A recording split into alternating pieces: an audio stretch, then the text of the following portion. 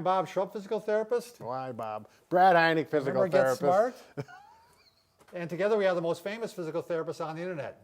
Oh, in our opinion, of course, Bob. I didn't watch that movie or whatever it was. Today we're going to talk about heel spurs, right, Brad? Right. And home treatment. Yes, what you can do at home. Do it yourself. Exactly, because there are a number of things you can do at home without going to the doctor and going through all the hot fuss and stuff. And have give success. It a try. Yeah. What does it hurt, right, Brad? First, let's talk about heel spurs. Can you put your foot up, Bob?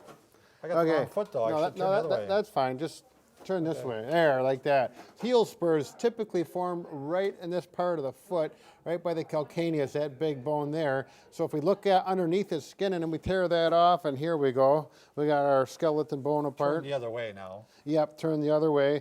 The red bands represent the plantar fascia, or some real strong connective tissue. Right, ligaments, yep. Basically. And as you walk, they spread and they get pulled. They get a lot of pressure, and they pull, or they connect up to this bone, and they can actually pull away from that bone in a micro sense.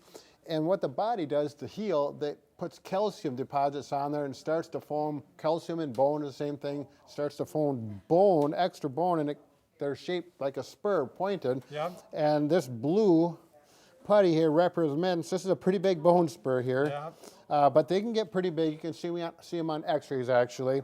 And once you get that bone spur, that can cause problems. Keep in mind, people can have bone spurs and not have pain. Right. Yeah. So if you see x-rays on your foot and you got bone spurs, don't necessarily freak out. Right. Because there's plenty of people that don't. And it follows along the tendon, as Brad was saying. Right. And it won't necessarily give you trouble. But if it is, these are some things you can try. Right. So we need to loosen up the tissue in here. Right. So Bob, can you bring your foot up? Sure. If you loosen up the tissue, get the... So one way to do it is you can just go ahead and take your two thumbs and go ahead and spread them apart like this. And give a massage to your foot.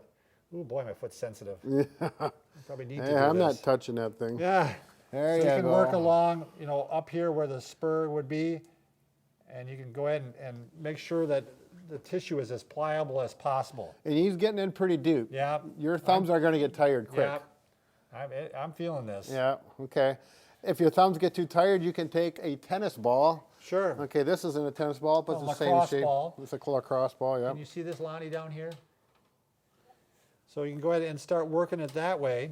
You can do it one of two ways. One, you can just put pressure on it for like 12 seconds up to a minute, or you can start rolling it back and forth like this. If you get to a real tender spot, you're probably going to want to stay away from that real tender spot and work around it. Yeah, work around it is exactly right. You work on the spots that are less tender at first to stretch out the band.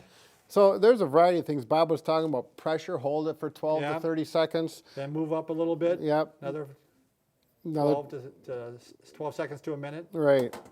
And then you can work that in various locations. If you want to try doing a cross massage like you're doing with your thumbs with the ball, that's an option. And then also, I like to go forward and backwards.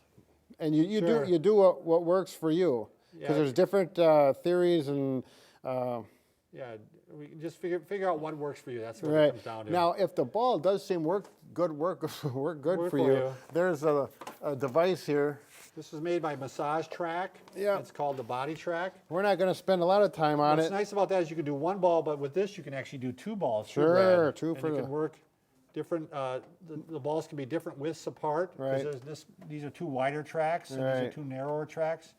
And you can actually work the foot that way too.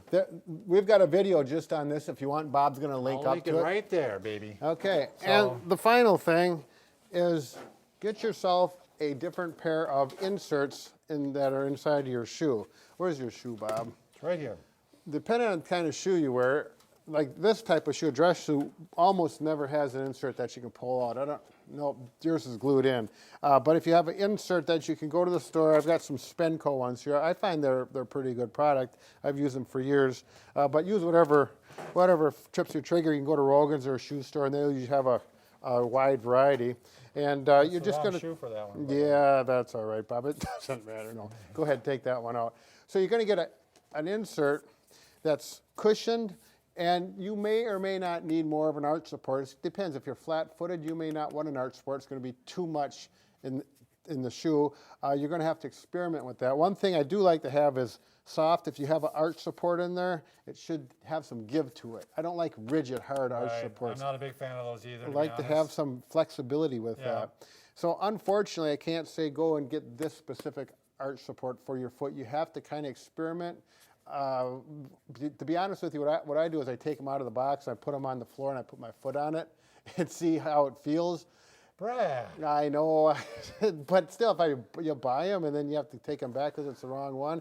But if you work with this a little bit, I know which ones I need now because I've worked with it for a while. As a matter of fact, I got about 6, 8 old ones. I keep the old ones because you never know if I need them for another project I got with my other shoes. And I just had a couple laying around that my wife used for plantar fasciitis too, for the same reason. Sure. You know, Yep. So you can work, and they're usually about $20 to $30. If you get a pair of custom ones made, they're about $300, $400.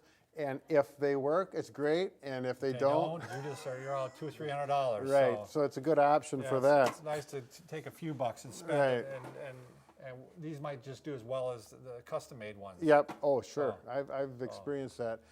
Anything else, Bob? Nope. Just remember, we can fix just about anything. Except for a broken heart. But we've been working on that, and then just before we tried a new thing with stapler, but And it didn't work. Didn't work. But we'll keep going. Thanks.